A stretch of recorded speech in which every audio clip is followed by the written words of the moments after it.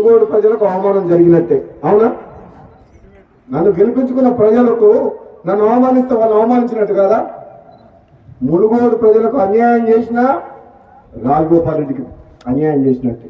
మీ అందరికి అన్యాయం చేసి ఇక్కడ అభివృద్ధికి నిధులు రాలేదంటే నేను శాసనసభ్యునిగా నేను సంతోషంగా ఉంటానా? అంటే మీకు అన్యాయం జరిగితే నాకు అన్యాయం జరిగినట్టు కాదా? అందుకనే ఎప్పుడంట నాకు అన్యాయం జరిగినా పర్వాలేదు, కానీ మునుగోడు ప్రజలకు అన్యాయం చేయొద్దని గతంలో చెప్పిన ప్రభుత్వానికి ఇప్పుడు కూడా చెప్తున్నా. సరే, నాకు మీరు మాట ఇచ్చినప్పుడు ఇద్దరు, కానీ అప్పటిదాకా మాత్రం మునుగోడు అభివృద్ధికి మాత్రం సహకరించండి, ఒక్క రూపాయి కూడా ఆపచ్చుకుంటున్నా. ఇస్తామన్న మాట ఆలస్యమైంది, సమీకరణలు కుదరలేదని అంటున్నారు. ఎందుకు కుదురుతారో సమీకరణలు?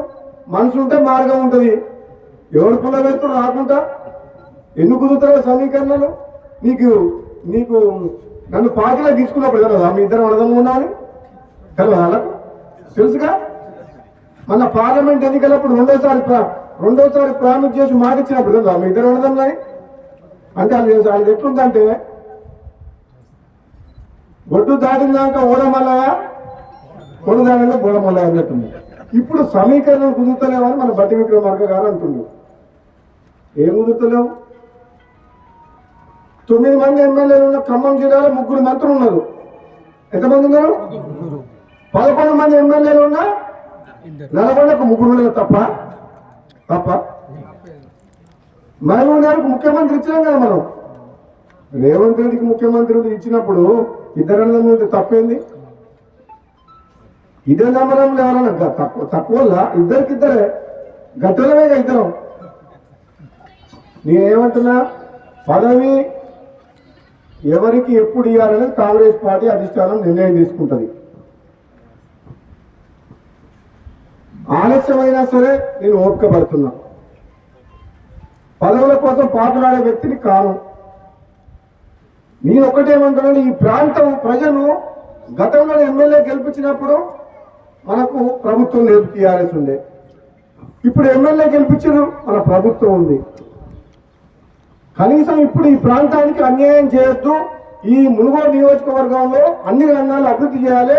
నిజంగా నేను పార్లమెంట్ సభ్యునిగా పనిచేసిన 7 నియోజకవర్గాల్లో, ఎమ్మెల్సీగా పనిచేసిన నల్గొండ జిల్లా మొత్తానికి. అన్ని నియోజకవర్గాలు చూసిన మునుగోడు అంతా వెంకబాటులో ఎక్కడ లేదు. మునుగోడులో రోడ్లు లేవు, ప్రభుత్వ బడులు లేవు, ప్రభుత్వ ఆసుపత్రులు లేవు, కరెంటు సమస్యలు ఉన్నాయి. ఎన్ని రకాల మునుగోడులో మన సాగునీరు కాలువలు ఉన్నాయా? మరి మిర్యాలగూడ, హుజూర్ నగర్, కోదాడ, నాగార్జున సాగర్ ఎట్లున్నాయి కాలువల వాళ్ళకు? అంటే ఇక్కడ మనం డిండి లిఫ్ట్ ఇరిగేషన్ కోసం ఎన్నో ఏళ్ళ నుంచి కొట్లాడుతున్నాం. కమ్యూనిస్టులు కూడా పాదయాత్ర చేసి పోరాటం చేసిండ్రు. నేను మన ఎమ్మెల్యే అయిన తర్వాత అసెంబ్లీలో మాట్లాడి ఉత్తమ్ కుమార్ రెడ్డి గారు మాట్లాడి డిండికి నీళ్ళు తీసుకురావని 1200 కోట్లతో ఏదుల రిజర్వాయర్ నుంచి 1200 కోట్లతో సొరంగ మార్గం టెండర్లు పిలిపించినాం. మన శివన్నగూడెం రిజర్వాయర్ కంప్లీట్ అయితే ఈ మునుగోడు ప్రాంతం మొత్తం డిండి లిఫ్ట్ నుంచి 2 లక్షల ఎకరాలకు సాగునీరు వస్తుంది. ప్రభుత్వ బడులు, ప్రభుత్వ ఆసుపత్రికి పోతే పేదవాళ్ళకు న్యాయం జరగాలి. ఈ ప్రైవేట్ స్కూళ్ళు, ప్రైవేట్ హాస్పిటల్ పోతూ పేదల రక్తం తాగుతున్నాయి. ఈ పేదలకు అండగా ఉండాలని చెప్పి నేను కష్టపడుతున్నాను. అంతే తప్పిగా నాకు వేరేది ఏం లేదు. ఆ భగవంతుడు ఏది రాసిచ్చినా సరే, ఏ అధికారం ఇచ్చినా, ఏ పదవి ఇచ్చినా అది మునుగోడు ప్రజల కోసమే తప్పితే నా కోసం కాదు.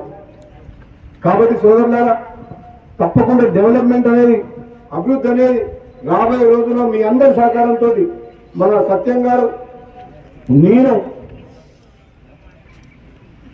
ఇద్దరం కలిసికట్టుగా అన్నదమ్ములాగా మరి మీరు ఊర్లో పంచాయతీ పెట్టుకోవద్దు. మరి